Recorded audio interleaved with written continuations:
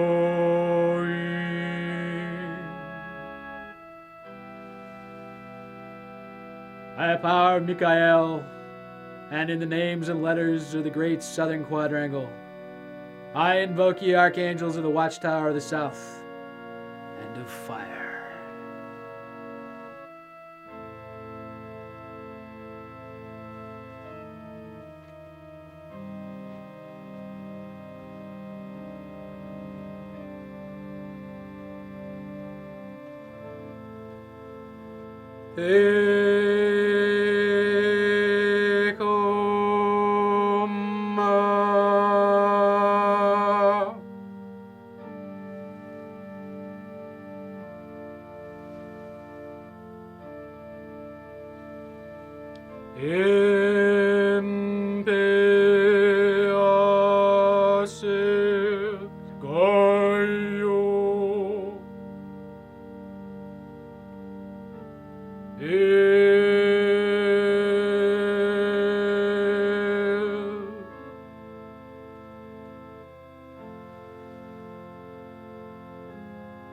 By the mercy of Gabriel,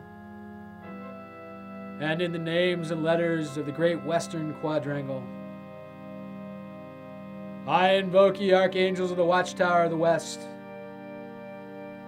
and of water.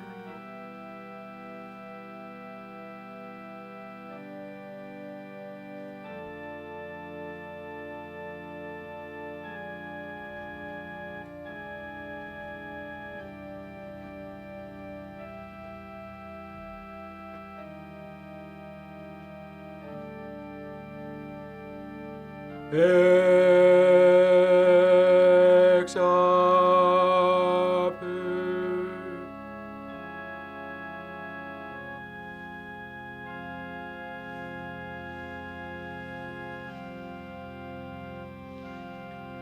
Oro ibas obe.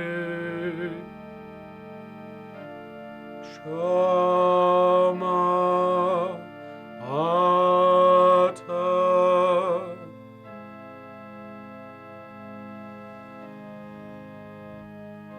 By the grace of Raphael, and in the names and letters of the great eastern quadrangle,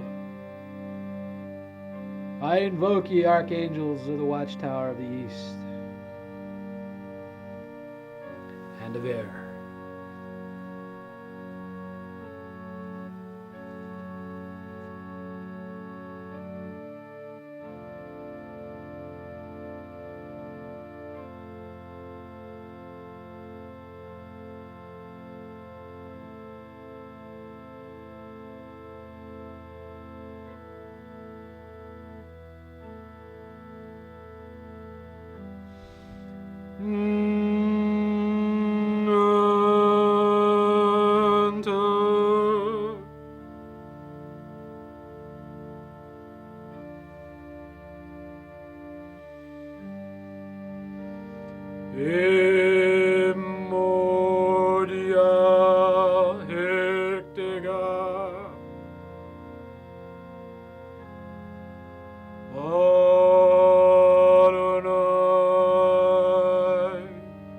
By the love of Oriel, and in the names and letters of the great northern quadrangle, I invoke ye archangels of the watchtower of the north and of earth.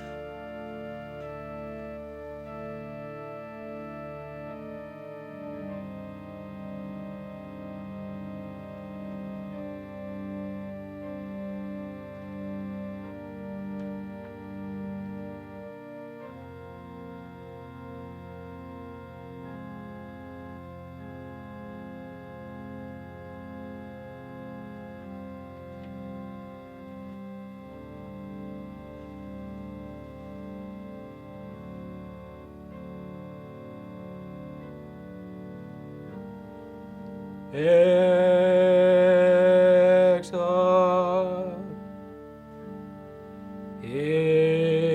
Ecoma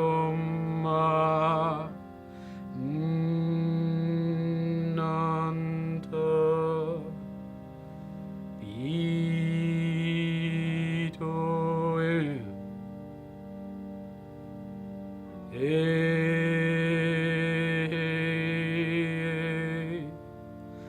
Ah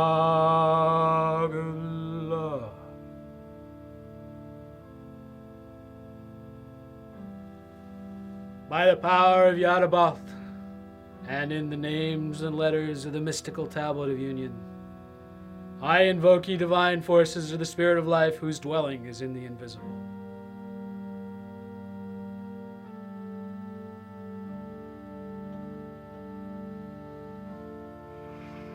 O Zonu, Ersaji Go Yadabaoth, Exarp Komanan, Tabitohem, Zakar, Eka Zakare, Od Zamran, Odo Kikre Kwa, Piape, Piamoel, Onvaon.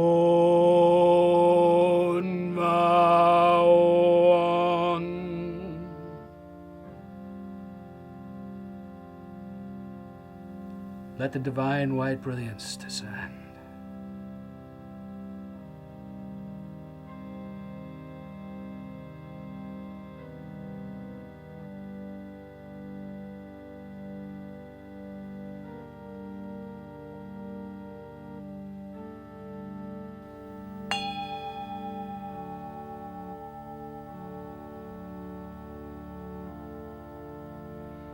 Zakar od Zamran, Odo Kikleka, Zorge Lapzirdo Nokomad, Hoathiaida.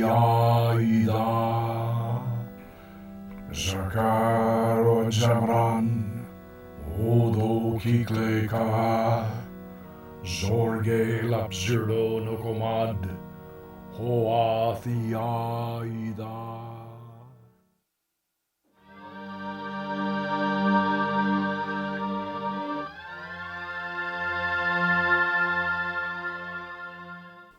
When we say Hermetic science, one of the first things that comes to mind is alchemy, the philosopher's stone, the universal medicine, the elixir of life. Come along with us now on a fantastic journey into the strange world of alchemical transformation as we present our bonus feature, Massa Confusa, a short film by Eric Bazik.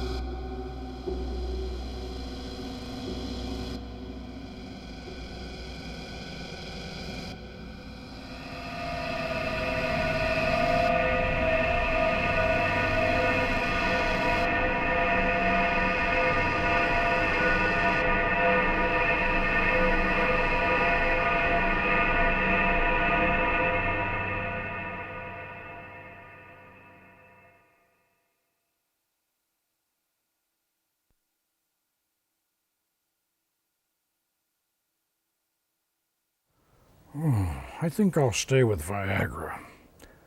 Don't try this at home. In our two previous productions, we explored Solomon's art of angelic invocation and the evocation of spirits in the dark mirror. In this production, we've introduced you to Hermetic yoga, pathworkings, seasonal ceremonies, the magical Eucharist, Enochian watchtowers, and the perils of alchemical experimentation. Beyond this lies the vision quest for the Holy Guardian Angel and the profound mysteries of celestial magic. At this point, you might be wondering, what magical tradition do we follow? Do we derive from the Golden Dawn, the Ordo Templi Orientis, or some other Hermetic Rosicrucian order? No. The tradition we follow is 100 years older than the Golden Dawn and the OTL. Our initiations are based on the 18th century European rite of Crater-Rapoa, which was a faithful reconstruction of the classical pagan initiatory rites conducted in ancient Alexandria in the 1st century of the Common Era. We are of the ancient Hermetic tradition. Now, if you will give just a moment's attention to Frater Namus, our director, Greg Jednak, who played Prince Baal in our seasonal ceremony you just witnessed, Greg will introduce you to our other videos and publications. Originally, we released the instructional documentary, The Magic of Solomon, in VHS format. It is now available in an updated, extended DVD second edition. This production dramatically demonstrates Solomon's magical arts of angelic invocation and the evocation of spirits in the dark mirror.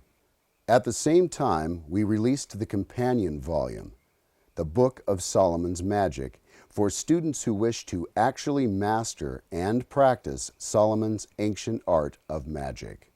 We followed our first video with The Dark Mirror of Magic in VHS, which recorded an actual magical operation evoking a remarkable prophecy of world events that afterwards came to pass. This video has also been updated and extended in a second edition DVD version. We published Secrets of the Golden Dawn cipher manuscript for students who want to learn the essentials of the Golden Dawn system, and Seasonal Rites of Baal and Astarte, which contains the complete scripts, staging directions, and commentary for all 4 of our seasonal ceremonies, including the summer solstice rite you saw performed in this production. And we have also published 2 volumes of our occasional journal, The Seventh Ray. The first issue contains the Golden Dawn's hitherto secret document, Book H, from which their Enochian magic was derived. The second issue features our 11th sphere Tree of Life with 3 new tarot cards in full color. These materials are all available from us through our website or through major online distributors. In parting, let me remind you that in your temple you are one with the gods. Farewell and good magic.